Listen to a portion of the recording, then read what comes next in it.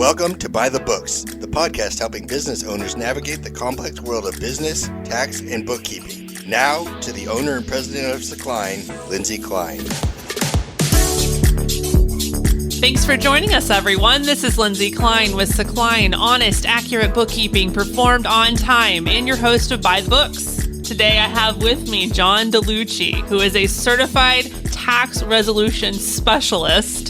You have over 15 years of experience helping people with their IRS issues, essentially, right? Is that a fair statement? That's a fair statement. So when you told me you did this, I told you had to come on because this is, I think, a scary thing for a lot of people to imagine being in trouble with the IRS. And there's probably nothing scarier than getting that piece of mail and you see IRS or Internal Revenue Service, whatever it says at the top. Yes. And I would imagine for any business owner or anyone in general, you just get that panic feeling until you see what it is. Yeah.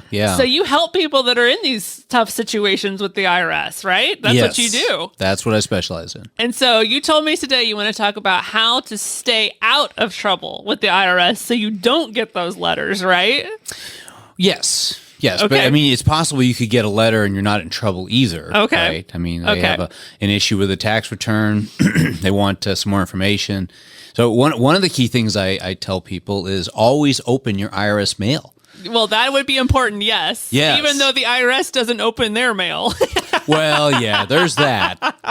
But it's a frequent thing that people come to my office with stacks of unopened IRS letters, and that works against you.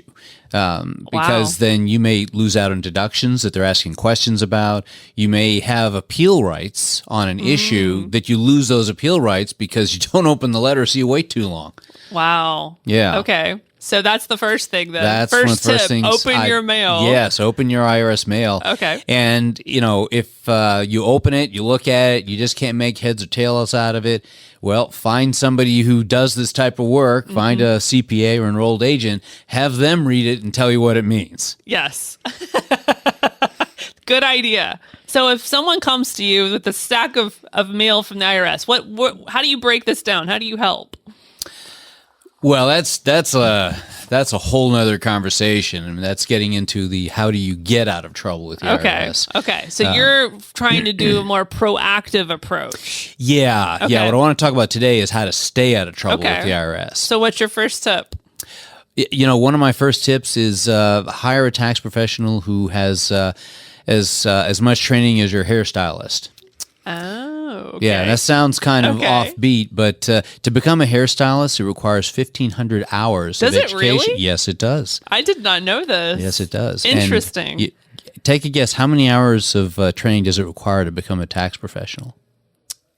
Well, okay, so when you say tax professional, there's different levels to that. What do you mean? Do you mean a CPA? Well, a tax professional, there are many different types, okay?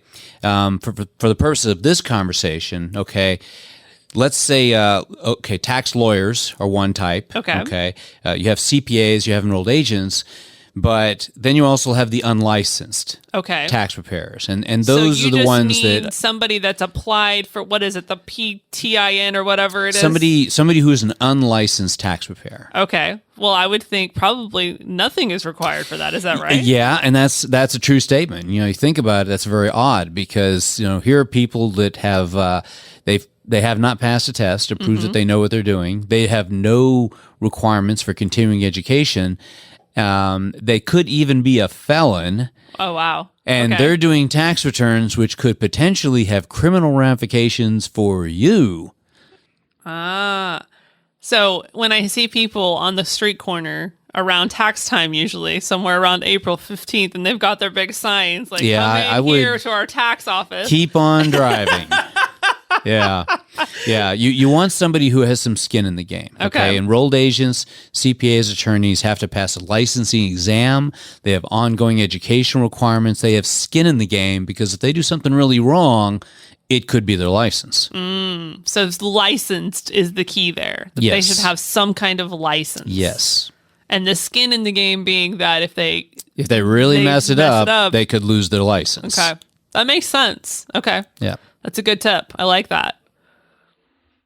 And we have a whole episode, by the way, on how to choose. I forget how we named the episode, but I think it's how to choose a CPA. But it could be applied to an EA or anybody that you're looking for preparing taxes. So somewhat less so for EAs, because to become an enrolled agent, you have to pass an examination, has 300 questions on tax.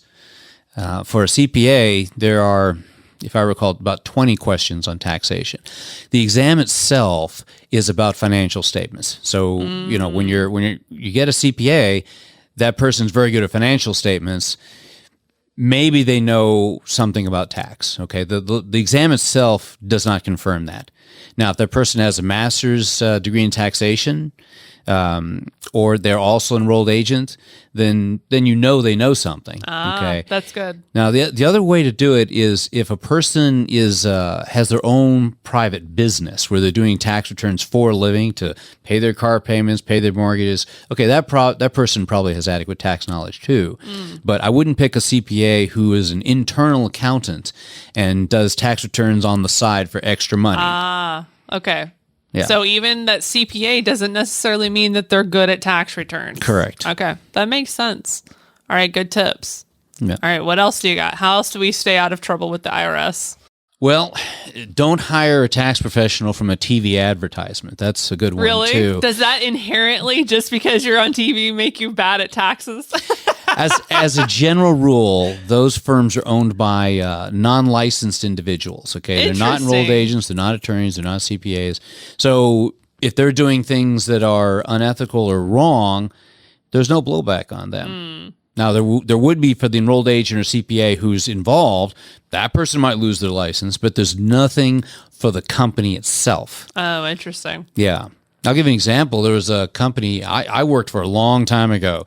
They were called Ameristar, and they had ads nationwide talking about their CPAs with master's degrees in taxation. Well, everybody on the resolution staff knew everybody else. There was only one CPA on the staff, and he did not have a master's degree in taxation. So basically, they were false advertising, it sounds like, right? Yeah. They were saying something that literally was not true.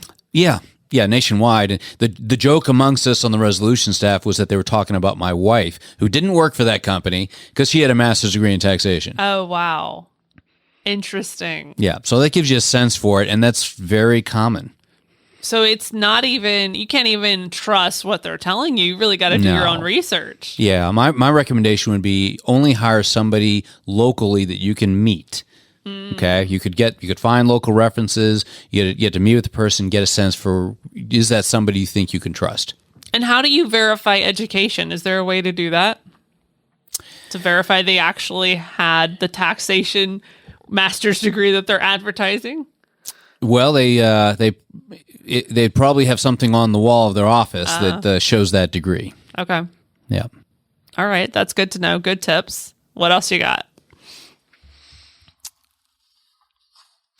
Well, the other thing is definitely hire a tax professional. There are a lot of smaller businesses who think that they're going to save the money, not hire a CPA or enrolled agent because of what it costs. Well, 9 times out of 10, they save you more money than they cost you. So it's really penny wise, pound foolish to not have a tax professional that you can consult with on a regular basis, because a lot of transactions have tax implications. And if you're unaware of them, well, you could do something that's going to cost you a lot of money. That's true. Do you have any examples where you've seen people try to do it themselves and then they come to you maybe after they've done it for a while themselves and found issues that actually ended up costing them money? Have you had any examples of that? Well, the one that happens most often is when somebody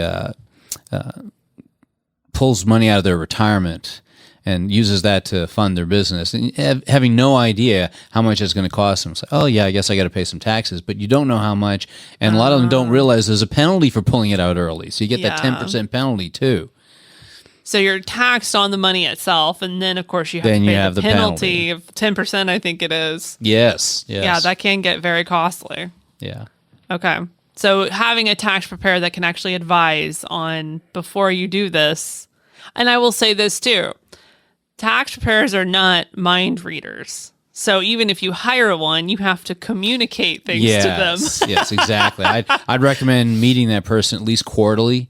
Just saying, okay, here's what's going on with the business. Here's what I'm thinking about doing. I mean, any type of financial transactions, you should be discussing them with your tax professional. Yes. I actually had this come up the other day with a mutual client. The CPA and I were discussing an issue that had come up with this client, and partly created by their change in tax status, moving from being a partnership to an S corp, which created some complications, and they had not consulted the CPA prior to doing it. They just did it. Yes. And so things like that are super important to talk to your tax professional about, because, and the tax professional may not say, no, don't do it, but they may say you might want to wait until these milestones or these events happen before you make that switch, because it could cause some ramifications you weren't aware of. Yeah, or they could make recommendations on how to do it. Yes. Like, don't do it like that. Let's do that like this. Yes, exactly. Yeah, and that can Yes. Yeah. So definitely, and I've seen, in that particular instance, I won't get into the minutia of it, but it did cause some complications that the CPA could have made them aware of prior to doing it, had he known. Yes, absolutely. So yeah, I would say just add that little tack. Not only hire one, but communicate. Yes, with them. at least quarterly. I mean, monthly's better, of course, but or at least quarterly. Before you make any big purchase, before you make any kind of tax status change, just any major event, talk to them in advance. Yeah, I would say on top of the quarterly meeting. Yes, exactly. Yeah. Okay, this is good stuff. What else you got? Well, for self-employed individuals, it's important to, I would say at least once a month, be thinking, okay, so how much taxes should I pay? Because people think that, I only have to do that quarterly, right? Because you have your quarterly 941s and you only have to pay your self-employment taxes and your income taxes quarterly. That's the minimum requirement. Right. Okay. Right. It is a very common thing for people to get to the end of the quarter, calculate how much they have to pay, and say, oh, I don't have that much money. Okay. So maybe instead of taking that trip to Bermuda, stop and consider. Think of your taxes like a car payment. Okay, every month that you sit down with someone, you get it calculated and pay your taxes. Now, for some of my clients, I say even more often. Okay, let's just keep it simple. Every time you get paid, turn around and write a check for the taxes. That's good. Yeah. Yeah, I've actually mentioned that on here before. Like you said, the quarterly requirement is that's the deadline. That doesn't mean that's the only time you pay it. Yeah. And you could even do weekly, just like, you would if you had a weekly payroll, pay something in. And as you said, every time you get paid, pay something in, go ahead and deposit it. And then it's an as-you-go system. Especially in a tax resolution situation, because the first thing that's most important is that the bleeding is stopped, right? They want to see total compliance with all of your returns filed, with you paying your taxes currently. And it may sound strange, but paying once a quarter, right? Well, that's 4 acts of compliance. So, but if you're paying monthly, that's 12 acts of compliance. So it's the same amount of money, but it looks better for an IRS agent. That makes sense. Yeah, I can see that. And I think that, correct me if I'm wrong, but if the IRS is seeing consistency and even paying early, I would think they would look more favorably and maybe be a little bit more lenient in those situations. Yeah, that's true. They are a bit more flexible when they see how compliant you've become. Because the most important thing is that the bleeding is stopped. Yeah, that makes sense. Yeah. Okay, good to know. So in light of that, there's a tool on the IRS website. It's called the IRS Withholdings Calculator. Oh, interesting. Okay. And it'll work for people who have W-2 jobs or self-employed or a combination of the two. And so that's a tool you can use to get a sense for, okay, how much should I be paying? Now, if you have any difficulties with the tool, then of course you could hire an EA or CPA to help you with that. If you have a larger business, you're not self-employed, then you'd want to be working with your EA or CPA to figure out what it should be. But I would still say pay monthly. Yeah, that's a good tip.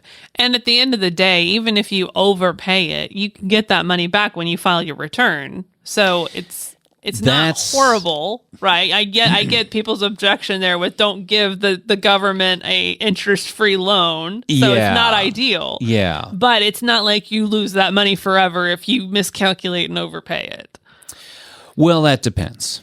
Really? You're going to tell me that's not true? It's true for people who don't owe their IRS any money. Oh, gotcha. That I've had a number of clients who, before they were clients of mine, they owed money to the IRS. They would overpay, and sometimes the tune of $5,000, $6,000, in one case $10,000. Okay, but they owed money to the IRS, so they don't get that money. Oh, I see. So what the IRS will do is take that refund, and instead of paying it back, they apply it to your back balance from prior years. Yeah, I see. So better to follow the same policy of trying to figure out what your taxes should be for the year and come as close to paying those as possible. Okay. Because, let's say it's $5,000, right? Well, then at the end of the year, you have that $5,000. You have the choice to pay on your back balance, or potentially there's a medical treatment for a family member or something else that's more important at the time.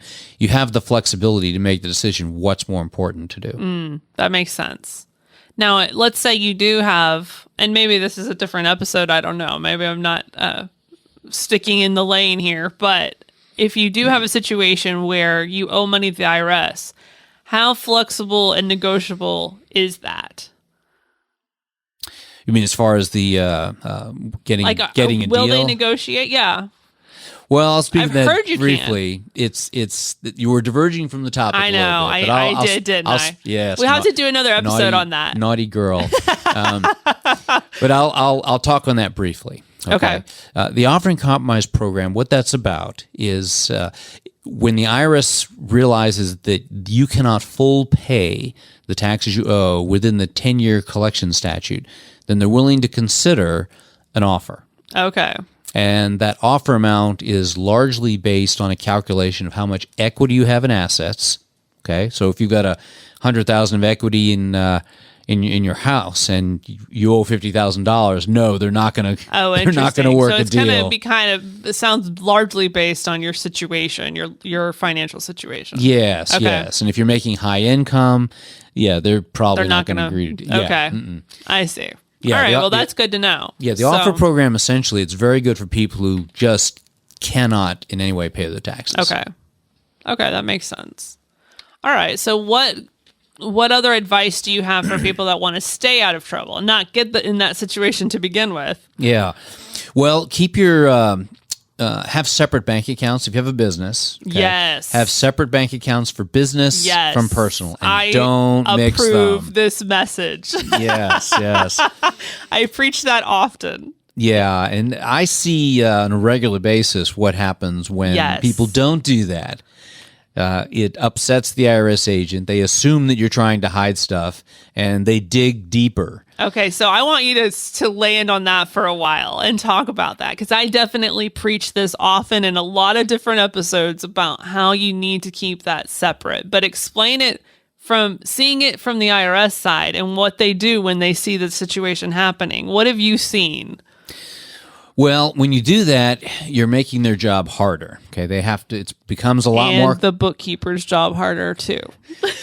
Well, but there's a difference there. Okay, see, if the job is harder for you, you get to bill more money. See, if you're an IRS agent, the job just became harder for you, and you don't get paid any more money. So it's frustrating and upsetting for them. So now they're going to potentially take it out on you. And that spans the spectrum, okay? With offers, we try to make sure that what we're proposing and the corroboration details are so clear that it's obvious. Same thing with revenue officers. I know an ex-revenue officer, he actually used to wear a button when he'd go out to meet clients, and what it said was, "Piss me off, pay the consequences." Oh boy, that would be fun if your IRS auditor comes in with that button. Well, yeah, and you'll see that side if you do a lot of mixing of your transactions between business and personal, because they're not getting paid any more money. They're overworked, they're underpaid, and you just chose to make their job harder, and they're not getting paid more money. It's human nature. They're not going to like it. Yeah, no, I get that. And on my side, I don't like to see it either. It does make things a lot more complicated than they have to be. Yes, yes. So in those instances where there has been that commingling and the auditor is realizing their job just got a lot harder. Yeah. Do they ask for additional documentation? Do they ask a lot more questions? What is it that you see that they drill down on more so because of that situation? Well, yeah, absolutely. I mean, for example, if they came to audit the business and they see mixing of transactions, okay, now they're going to ask for all your personal bank statements too. So the job just got bigger. Yes. And so does that then open up the business owner personally for potential tax liability that may have not otherwise been there? Yes. Okay, so if they find that the business owner personally didn't file their taxes correctly, that could basically be brought into the picture where it wasn't before? That's correct. Interesting. Okay. Yep. It opens up a whole can of worms. Yes. That makes sense. Okay. Yeah. What other complications have you seen that have occurred because of the commingling? Well, that's essentially it. Okay. Yeah. Well, and as you mentioned earlier, just from the bookkeeper and the tax preparer side of things, it gets more expensive. And that's what business owners often don't realize. That's true as well. Okay. Yes. That's true as well. So Yes. you pay your bookkeeper more money. Yes. And then you potentially are paying your tax resolution specialist more money too. That's a good point. Yes. That's one thing that I have learned to ask prospective clients, which I did not put a lot of emphasis on when I first started my business. And so now whenever someone's interested in bookkeeping services, I've realized I've got to drill down on that more so that they understand if you've commingled personal and business, that's a lot more work and therefore more money. Yes, yes. Unfortunately. Yes. That honestly was very unnecessary. Yeah. Yeah. So yes, please, I keep preaching this, but I'm going to sound like a broken record probably for the rest of my life. Keep it separate. Very, very separate. Yeah, I mean, it almost goes without mentioning, but credit cards too. You know, Yes. have a business Yes. credit card and have a personal credit Yes. card, and don't mix the Don't charges. mix them. Absolutely. Yeah.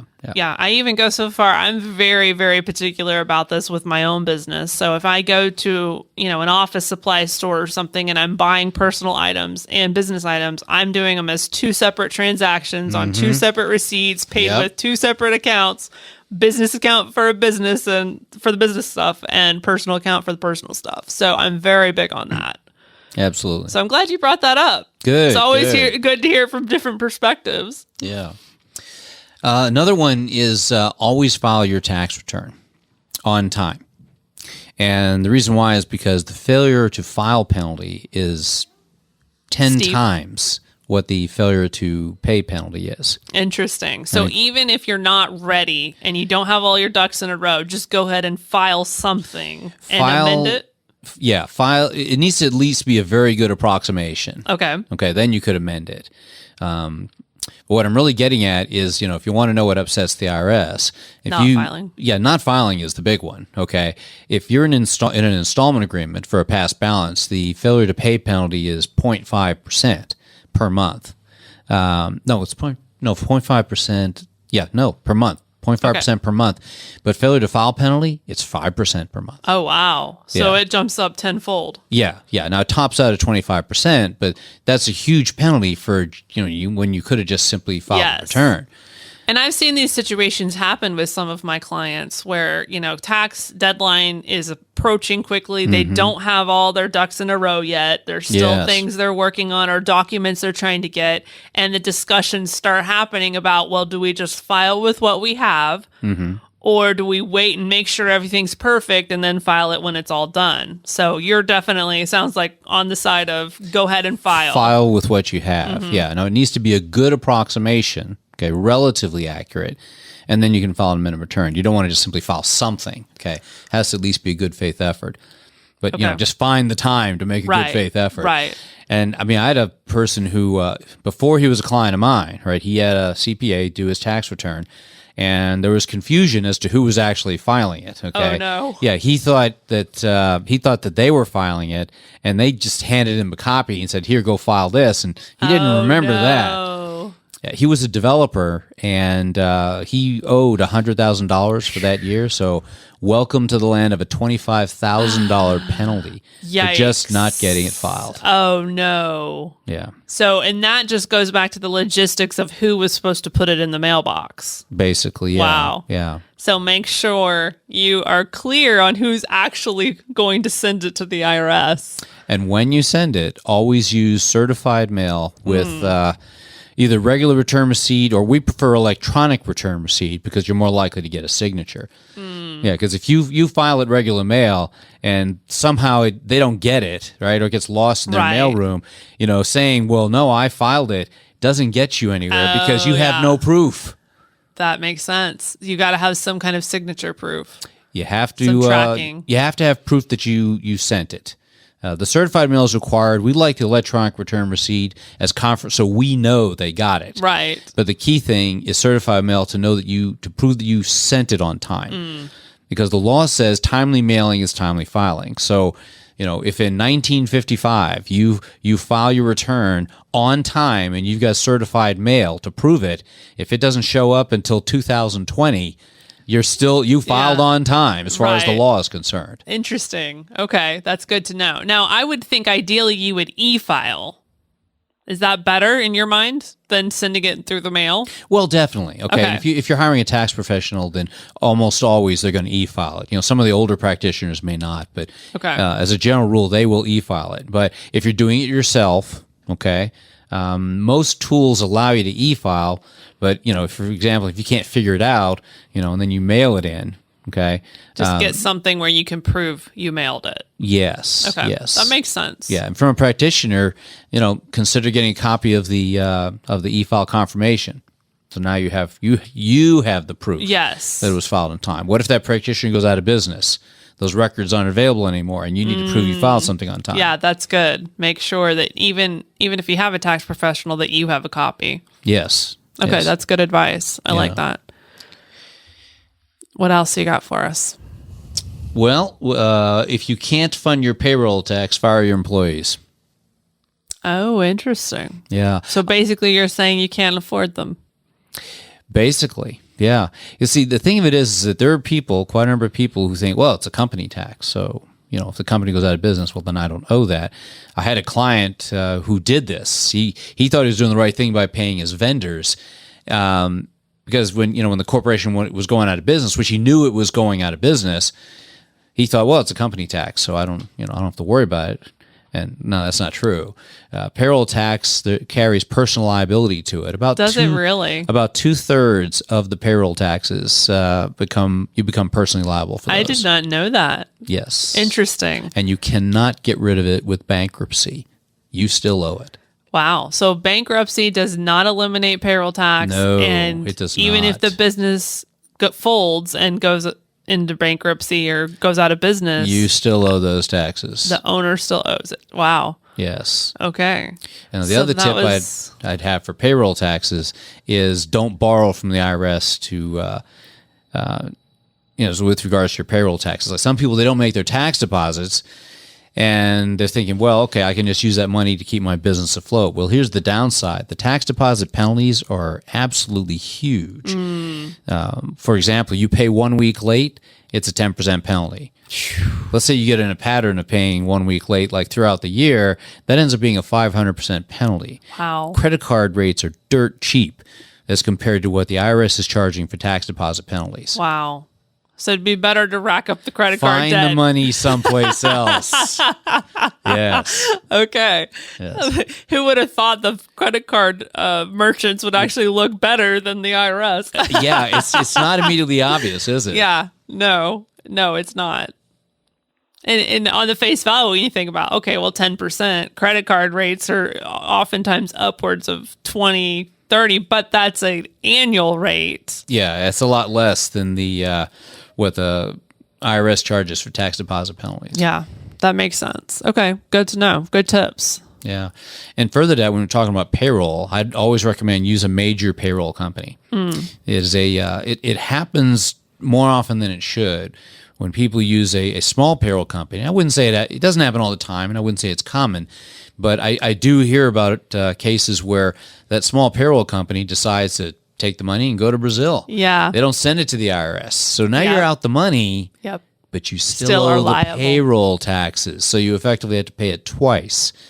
You pick a large firm, that's not going to happen. Yeah. They have insurance to cover that situation. So if some errant employee disappears to Brazil with a bunch of money, they have insurance to cover that situation. That makes sense. I actually had Jeffrey Gonzalez with Pay Entry on recently to talk about how to pick a payroll company, and we talked about that very situation, how often those small rinky-dink payroll companies that maybe aren't so reputable, they take the money for the taxes from the client, but then never remit it to the IRS or whatever government entity it's supposed to go to. It happens. So you have to be careful, because the IRS, and you correct me if I'm wrong, they're not going to look on that situation and say, oh, okay, you paid the company, well then we'll go after them instead. I'm thinking they don't do that. No, that company doesn't know the payroll taxes. You do.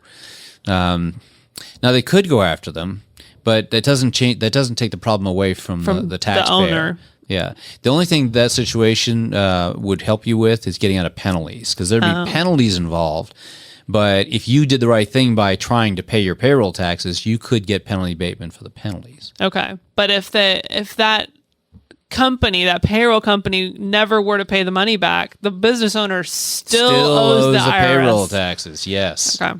Yes. That's good to know. So make sure your payroll company is a reputable one. Absolutely. Absolutely. That's a good tip. Have a separate bank account for paying the IRS. Oh, interesting. Why is that? Well, if you don't, then what can happen is that some check comes through that you forgot about, takes the money that was just about to be sent to the IRS. Now you just bounce the check to the IRS. Ah, okay. So basically it's for the purpose of setting aside money designated for taxes to make sure that it's there. Yes. Yeah. Okay. And particularly if you're in an installment plan, in a resolution situation, it's even more important, because you're trying to show compliance.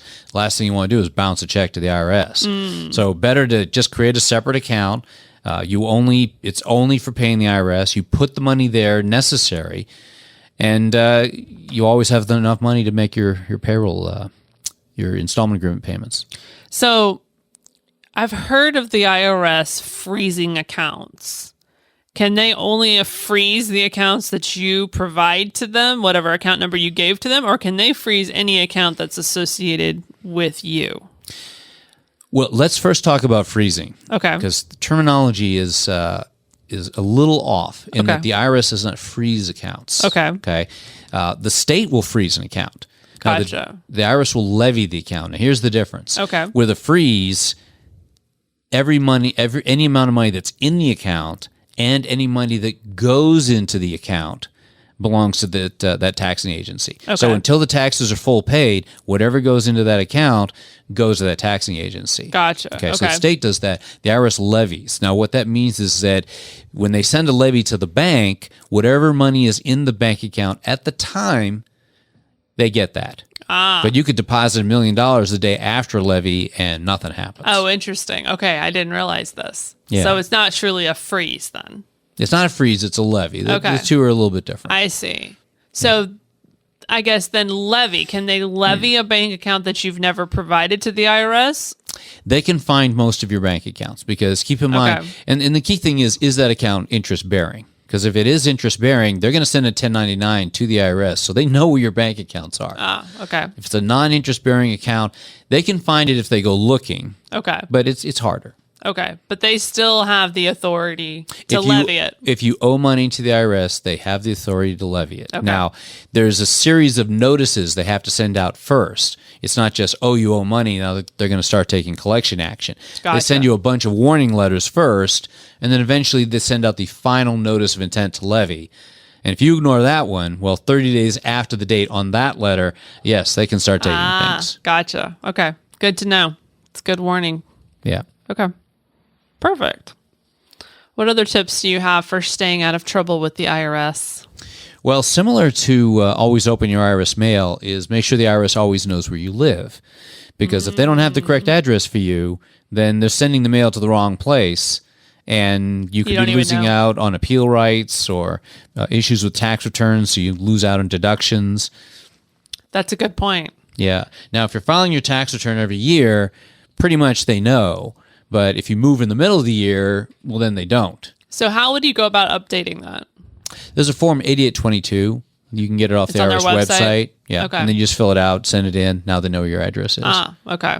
Yeah. I've heard there was a lot of trouble with all of these payments that were being made the last couple of years during the pandemic with people changing bank accounts, and the bank account that the IRS had on file was no longer a good bank account.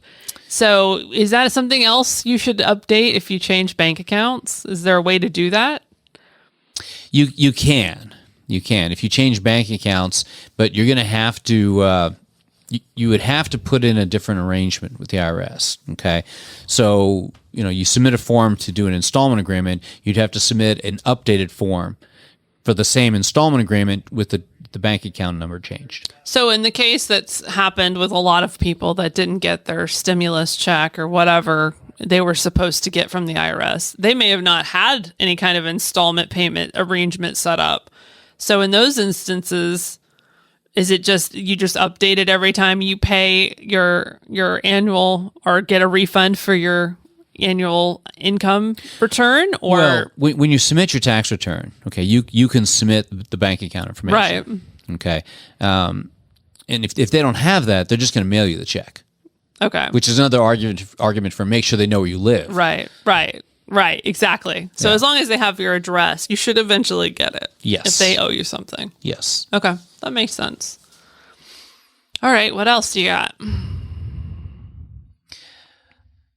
If you meet an IRS agent, if one of them approaches you, what you want to say to them is, I need time to find representation. Don't say anything else, because everything you say can and will be used against you. That's good. Yes. Now, this mostly applies to revenue officers, although it could apply to revenue agents. Revenue agents are the ones who do the audits. Okay. Revenue officers, they're basically Guido for the IRS. If you owe money, they come to collect. But then there's also the criminal investigation division. It applies even more for those folks. Yeah, there was a person who was a client of mine. Before she became a client of mine, she had a couple of criminal investigation officers come and talk to her. And as a result of her not saying, I need time for representation, she now has a stay at Club Fed. Oh, no. Yeah. Whereas if she had just said, I need time to find representation, and then got an attorney to represent her in that situation, I think chances are good that she would not have would not have been convicted. Okay. That's good to know. That's a good tip. All right. Anything else that you feel business owners especially should know about staying out of trouble with the IRS? Be very careful about what you say. Okay.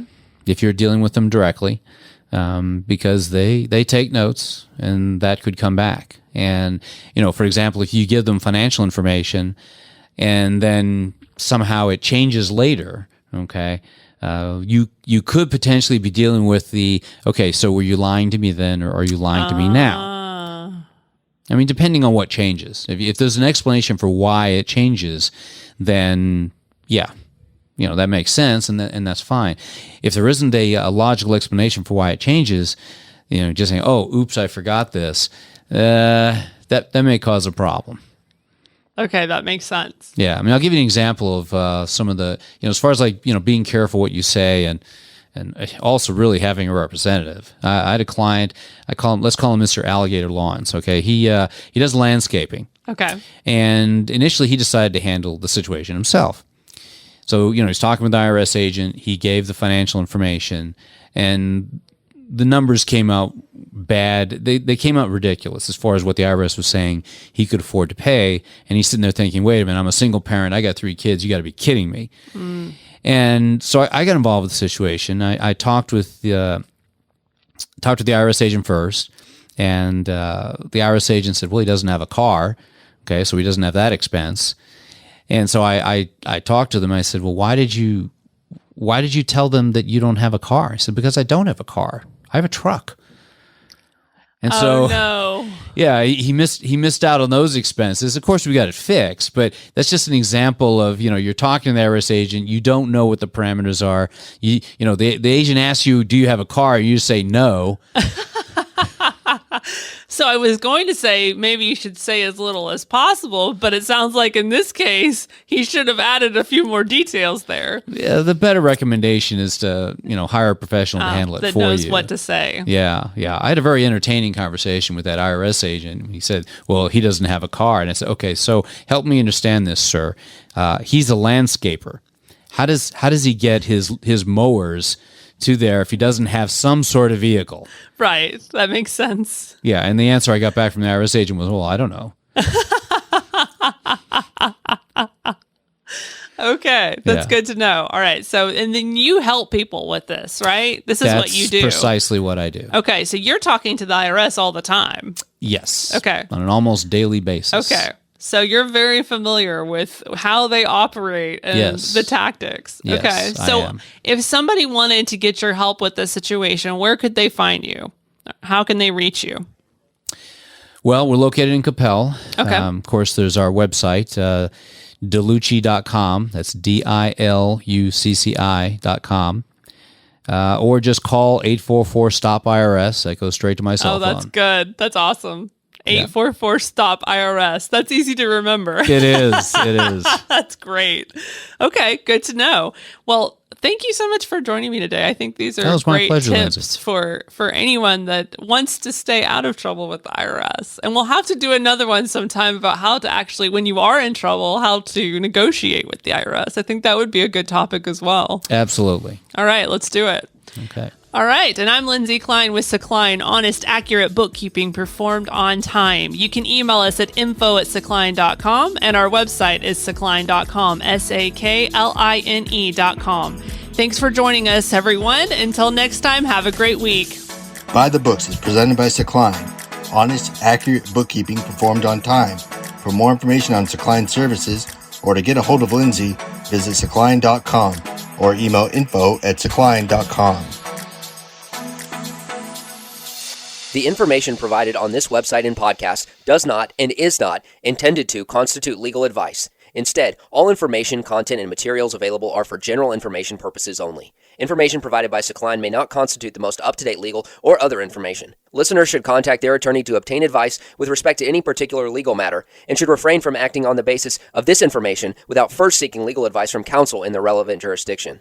Only your individual attorney can provide assurances that the information contained herein and your interpretation of it is applicable or appropriate to your particular situation.